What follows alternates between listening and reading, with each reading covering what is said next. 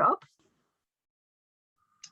Right, thanks very much, Wendy, and my apologies for late arrival at the meeting. Thanks very much for waiting for me. It's just I had to do another one before.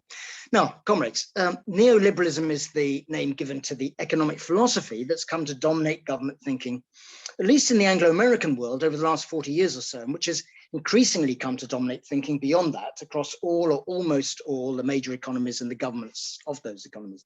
To answer the question whether neoliberalism is dead, we need, I think, first of all, to know at least something about what neoliberalism is supposed to be. And in order to know this, I think we need to know what neoliberalism replaced. So I want to do a little bit of history, if you don't mind. After the Second World War, a certain economic philosophy began to prevail across governments in Western Europe and in the United States, a certain consensus also to be found amongst professional economists and taught to me when I did economics at school and university. Broadly speaking, that philosophy was this: capitalism is basically okay, delivering efficiency and what consumers want as a result of private ownership and competition, but it requires regulation and government help, and even some state ownership and control, the so-called mixed economy. That was the lesson of the economic depression of the 1930s, these people thought, and the World War to which it led. Without that regulation and assistance, capitalism could be plunged into another crisis and depression with all the terrible consequences that will bring. Now, what did that regulation and assistance consist in? Well, when economies turn downwards, governments should increase spending and cut taxes in order to boost demand in the economy, bring it back to full employment. If the economy then overheated and inflation began to rise, then those policies should be reversed. This was broadly what was meant by Keynesianism, named after the economist John Maynard Keynes. In the UK, there was a broad consensus between the Labour and Conservative parties that this is how things should be run, with the difference between them largely an argument about competence and the issue of modernising the British economy, which was losing out competitively to West Germany and Japan.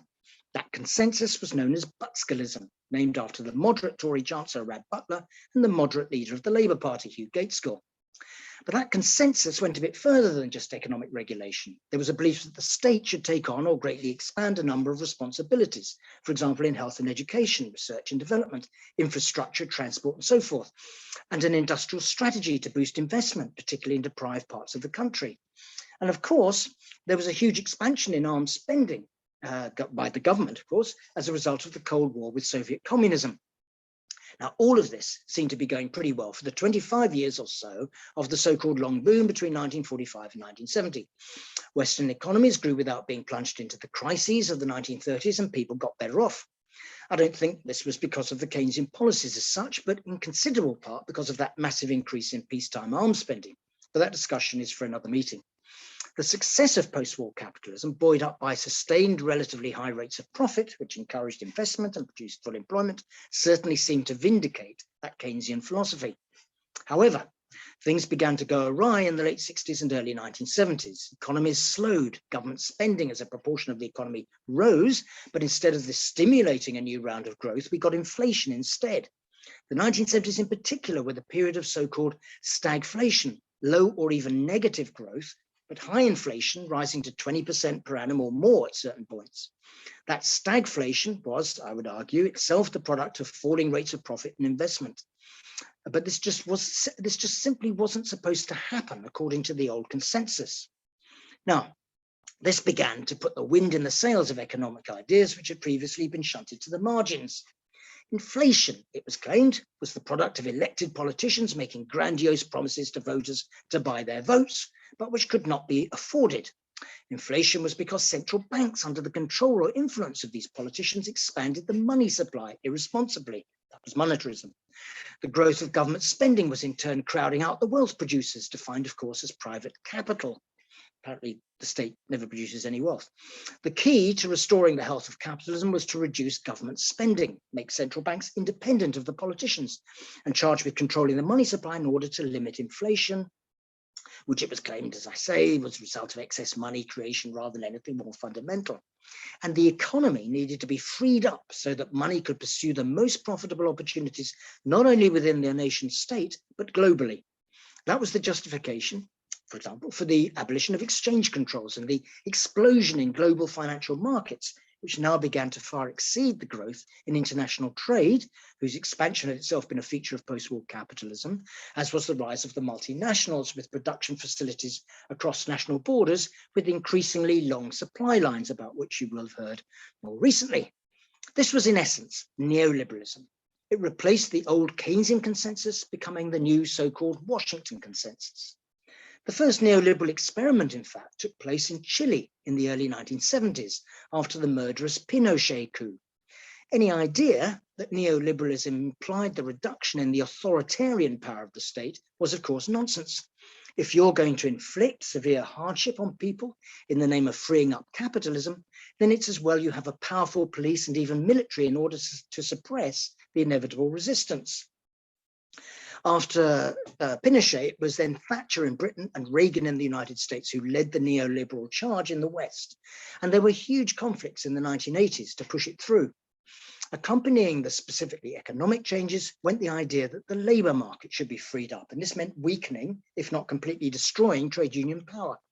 Workers collectively organising, after all, contradicted the idea that we should all be individuals competing against each other to work and get a wage. The defeat of the year-long miners' strike in Britain was decisive here. And in the US, it was the brutal sacking of the air traffic controllers in the so-called PATCO strike that was decisive. Behind all the fancy flim-flam pumped out from places like the Chicago School of Economics, where Milton Friedman was king, and the numerous recruits to the philosophy of Friedrich von Hayek, including Margaret Thatcher, was the idea that these more ruthless policies were required to restore the rate of profit and to thereby boost capitalism's lease of life. So workers need to be exploited more because this is where profits come from, and inefficient and excess capital needed to be driven out in favor of the efficient, that is the profit making. The neoliberals, ironically, had a sort of Marxist insight into all of this. And of course, the credibility of these policies was in turn enhanced by the collapse of the Soviet Union. Surely that demonstrated that it was free market neoliberal capitalism that worked rather than state planning or whatever it was that went on in the Soviet bloc. Now, although there was a clear change in broad economic philosophy, with even those states slower to adopt the neoliberal philosophy, such as in continental Europe, moving more and more in a neoliberal direction, we shouldn't exaggerate the retreat of the state. I've already mentioned that the states which have imposed neoliberal policies are not more liberal in their respect for basic human rights, but less so, and have often imposed draconian laws and have large police and judicial systems to enforce them. But even just in terms of government spending, there haven't been huge changes in the proportion of government spending in the economy as a whole.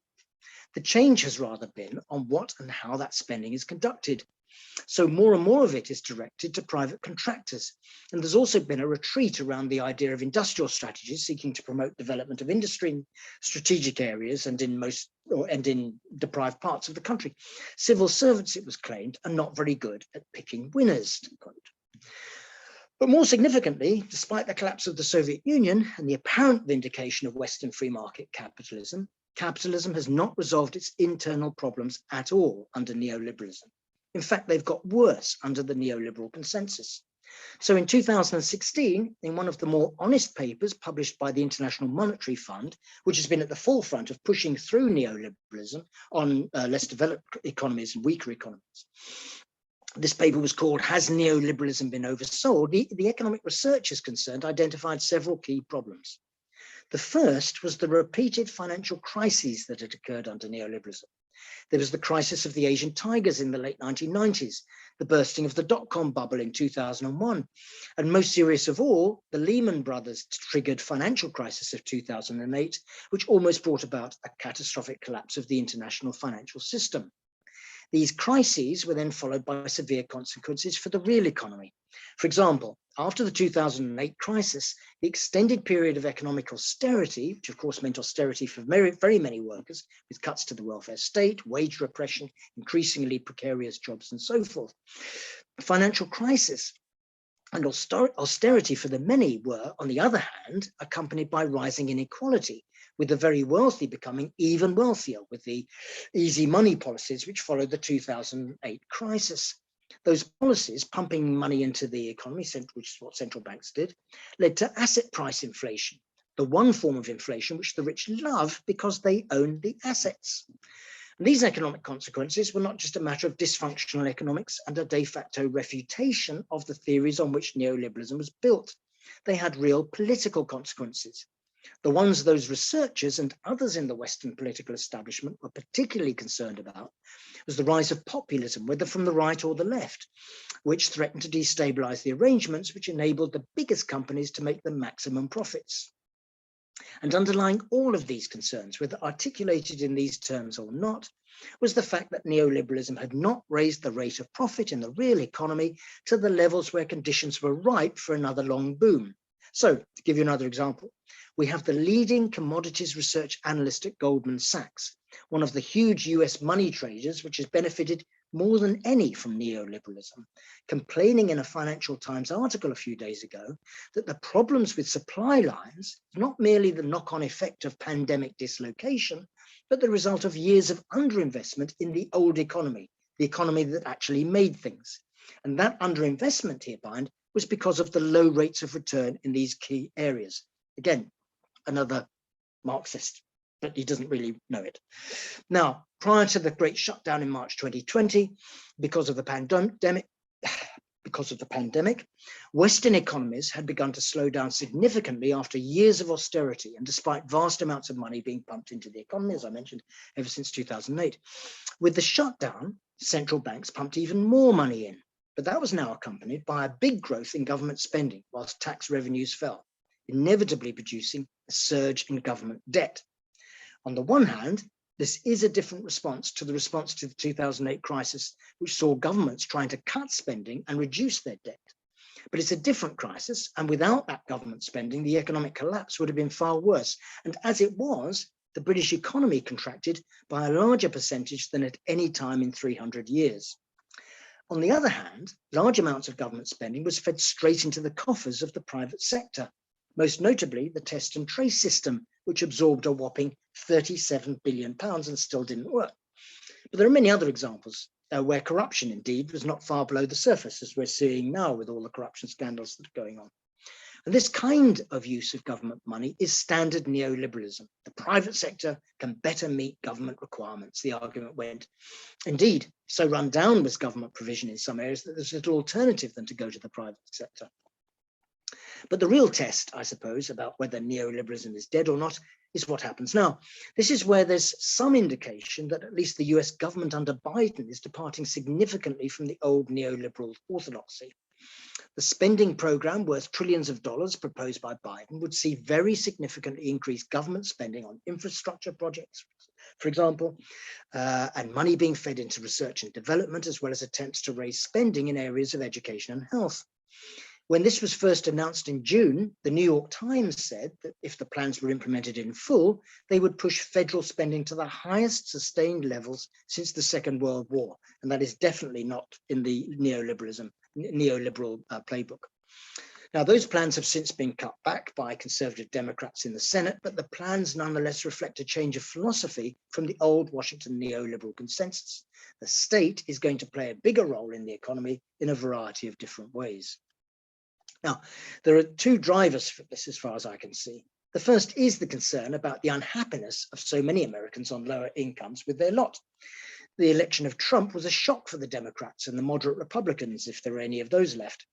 Although Trump attracts on the basis of his bigotry, the foundation of his support in saying he wanted to make America great again is the disillusionment of many Americans, predominantly white, but not only, with the years of austerity under Obama.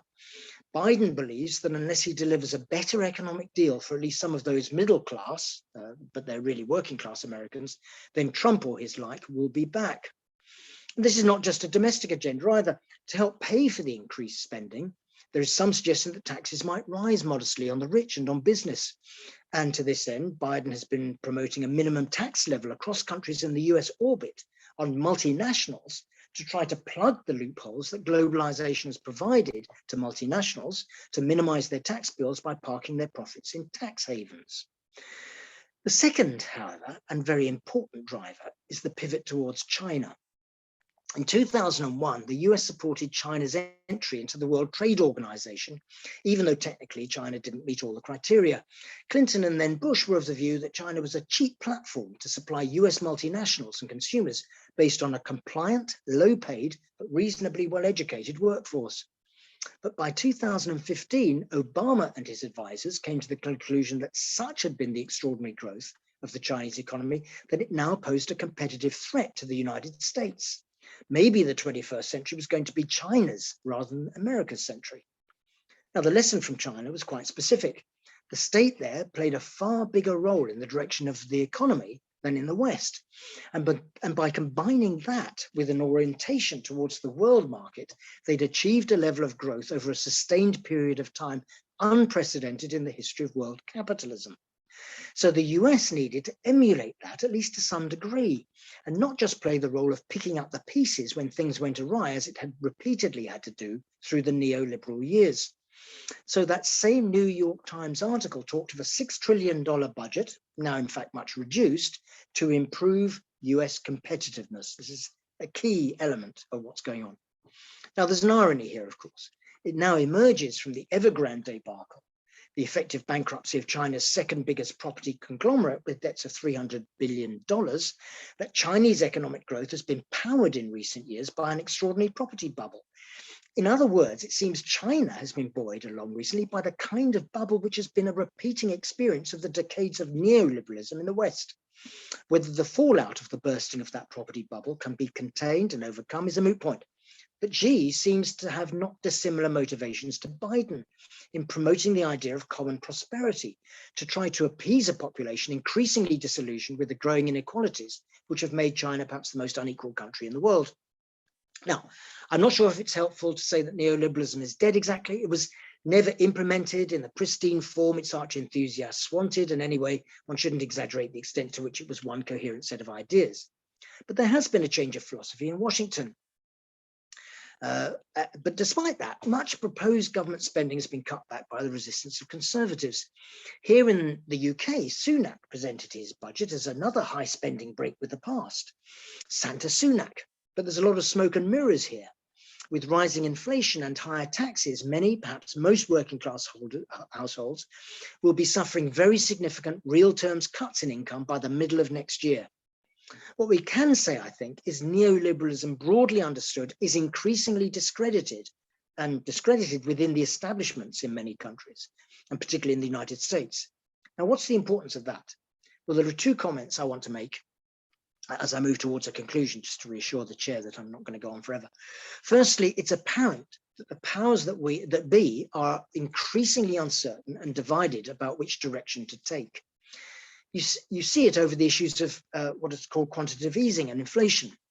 Orthodox monetarists, who are still around, say that sooner or later the expansion of the money supply will feed through to rising commodity prices, which is potentially extremely disruptive, both because of rising interest rates, which will hammer those companies and individuals in debt, and because it can inflame disillusionment in the wider working class and encourage class struggle in the workplace. But there are others who say inflation is just temporary, despite this huge growth in the money supply, and extreme caution must be undertaken in cutting the supply of money to which capitalism has become so addicted. The more uncertain they are, indeed, about what to do, the less credible they will seem, in my view. Secondly, and this is also, I think, an important point, the reformist left has made neoliberalism their target when they haven't outright accepted and entrenched it, like Blair. The reason for this is that they want to make a nicer capitalism rather than replace it with workers' control over the means of production. So the discrediting of neoliberalism for them can foster the idea that a nicer capitalism with higher state spending is in prospect. But this is simply not true. Neoliberalism replaced Keynesianism because Keynesianism was discredited by stagflation, brought on by much lower rates of profit. Now neoliberalism is discredited. What are they going to do? Return to Keynesianism? The bottom line is that neoliberalism was a set of ideas and policies to try and make capitalism work better for the bosses. And that means raising rates of profit. But rates of profit have remained stubbornly low because in the end, the governments with the power to do so have resisted the wholesale clear out of the excess capital, which is depressing profit rates. The failure of neoliberalism to restore the rate of profit does not mean that the ruling class has an alternative set of policies to ensure the rate of profit rises. So the likelihood is we are going to face the prospect of stagflation, stagnation and inflation, and from there to continue to lurch from crisis to crisis. Now, these are my concluding comments. There is an alternative, comrades. We're facing a winter of woe, a winter of discontent.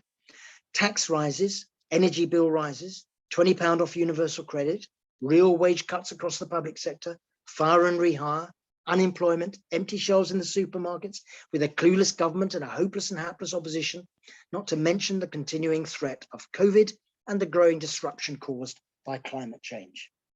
But there's also growing anger, and labour shortages are leading to higher wages and increasing confidence amongst at least some workers. As socialists, I think, we must look forward to doing what we can do, I should say, to help turn a winter of woe into a winter of resistance. And from that resistance, as socialists, our ultimate objective must be clear. That is to replace the system of competition for the profits of the few and the crises and hardship that system produces. We must replace that by the workers who actually produce the wealth taking control of production to meet the needs of all rather than the profits of the few. Thanks very much. That was a brilliant discussion. And far too many things. I'd like to come back on everything because they're so good. So let me just see if I can address a few things. First of all, Luke's a very insightful question about neoliberalism was about. How have they dressed it up? It was about trying to restore the rate of profit, increasing exploitation of workers by weakening trade union organization, bringing the market to bear more severely on them, and also to wipe out some of the inefficient capital in order to make the system more profitable and bring it. And they failed. Now, Tim was absolutely right in saying that within certain limits, it was successful. It did lead at certain periods to the restoration to some degree of a rate of profit, which saw then some growth, but it was weak and it was fragile. And because it was weak and fragile, because of the rate of profit in the real economy, the productive economy is weak and fragile, this was always accompanied by an explosion of investment in the fictitious capital, in speculation, whether that was in property or stocks and shares, or, nowadays it's going to be Bitcoin, isn't it? That was always there because of the weakness of investment and profitability in the real economy. Now, why did it not work? And it's a very important question. And I think the fundamental reason is that when serious crisis that would have led to a serious meltdown and a serious wiping out of capital and huge amounts of unemployment, which of course could then have lowered wages, etc. When that threatened, the governments, the big governments, the United States, Britain, the European Union, all got scared about the consequences because they're unpredictable. They don't know how much capital needs to be wiped out for things to be restored. And they're worried about, allowing it to go too far. After all, they don't want their friends to go bankrupt, do they? So they took certain measures to stop the development of crises at certain points. In 2008, they pumped money in from the central banks. When COVID struck, it's a different kind of economic crisis, but they both pumped money in from the central banks and expanded massively government spending, because even then there was the contraction that we had, but they didn't want it to go too far, and they wanted the economy to some degree to bounce back, which is what is happening at the moment. And by the way, that very good point that I've forgotten who raised it now about unemployment and crisis. We're not in the crisis phase at the moment, in the sense that the economy is growing. That's why easing lockdown means the economy is going to recover. That was always going to be the case. It means that there are jobs to be filled, and there are too many jobs to be filled for the people who want to fill them. Because I think there's a whole variety of different reasons, and it's not just in Britain, it's across Europe and in America and elsewhere. I think a whole host of workers have had second thoughts about the kind of jobs that they were in and have sought other ways of trying to survive in the future. That's the change that COVID has brought. Kevin raised a number of important points about the about the politics that arises behind this. And he's quite right in saying that none of these governments were ever wedded to, as it were, pure versions of ideology. They weren't wedded to pure versions of Friedman or Hayek said, because in the end, they're pragmatic. And that comes back to the point about them. When it comes to it, it's socialism for the rich, because they don't want their rich friends to go bust. So I think that's a very important point. But it is true that the key elements of neoliberalism have been increasingly discredited, but others not, and others they don't want to do very much about. One of those things is the freeing up of capital to move across the globe, the massive expansion of the financial casino. That is not being reversed, whatever they're doing in other areas to try and boost the state role as I described it. Gail raised, again, very important points about the contradictions they face. In a way, this whole debate about neoliberalism and Keynesianism and so forth is exactly about those contradictions. Keynesianism and neoliberalism, neither of them worked, because underlying it all is this problem in the crisis of the rate of profit and their inability to restore it. That's the underlying factor. Pete and Tim addressed the question of the final crisis of capitalism. And I mean, we always say the same thing, which we say the same thing because it's right. There's no crisis that the ruling class can't get out of if they're able to make the working class pay sufficiently. That is broadly correct. And they haven't actually been able to make the working class pay sufficiently for them to get out of the perpetual crisis they've been in over the past 40 years, because actually to do that would hurt their friends too much. But there are things, of course, which would be a final crisis of capitalism. Tensions have risen with China. China is a nuclear armed state. The United States is a massively nuclear armed state. If that got out of hand and degenerated, then there could be nuclear war. That would be a fairly substantial crisis for the world, for whether the world could survive such a thing. Even worse than that, probably, although that's pretty bad, is the threat of the climate crisis, and the prediction that we're going to have a 2.4 degree increase rather than the 1.5, which they're supposed to be aiming for. And Mary was absolutely right about this, that I'm not sure I would say it was exactly neoliberalism that's to blame. Actually, it's capitalism that's at the heart of why they're not going to address this adequately. Country after country, whatever they say, whatever greenwashing they get into, wants to make sure that their bits of capital continue to be profitable and survive. And that's, that's a kind of, they're in a kind of prisoner's dilemma. They don't want to make the sacrifices that are necessary in order to address the climate crisis. So it's that competition for profit which is holding things back, and that occurs whichever economic philosophy is prevailing, and that's the fundamental issue. Now, one could get very depressed about that, and I think people are rightly fearful about it because it's a horrible prospect. We have to remember it's again slightly contradictory. The climate crisis is increasingly costing the capitalists money and profit. And so there's some interest they have in doing something about it. But the point is really that it's too little and too late because of the need to continue to make profit. But there's plenty that we can be doing in building a movement for serious change, for change in advance of a revolution. Because I think one doesn't want to sort of get into that kind of mindset which says, well, it's terrible and I'm paralyzed by fear and I really hope there's going to be a revolution, but there's bugger all I can do about it. On the contrary, there's lots we can do all the time. And I think that's increasing. Just a couple more points before I come back to that point to finish on, really. Keith and Pete raised the point about Starmer's conservatism.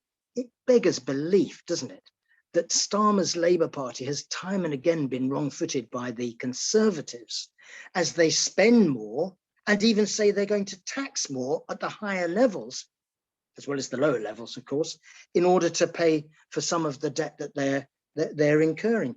And I can't remember, was it Keith or Pete who said it, that it's exactly right. I think it was Keith. Starmer is so busy trying to reassure the business sector that the economy, their interests actually would be safe with him, that he sounds conservative and pathetic.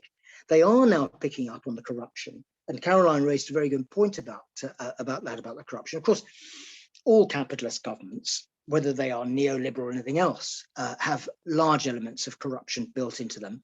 It's coming out quite dramatically, partly through Johnson's overconfidence. I mean, fancy trying to get Owen Paterson, of all people, off the hook by changing the rules. I mean, it was so transparent that even the Tory press went into meltdown about it.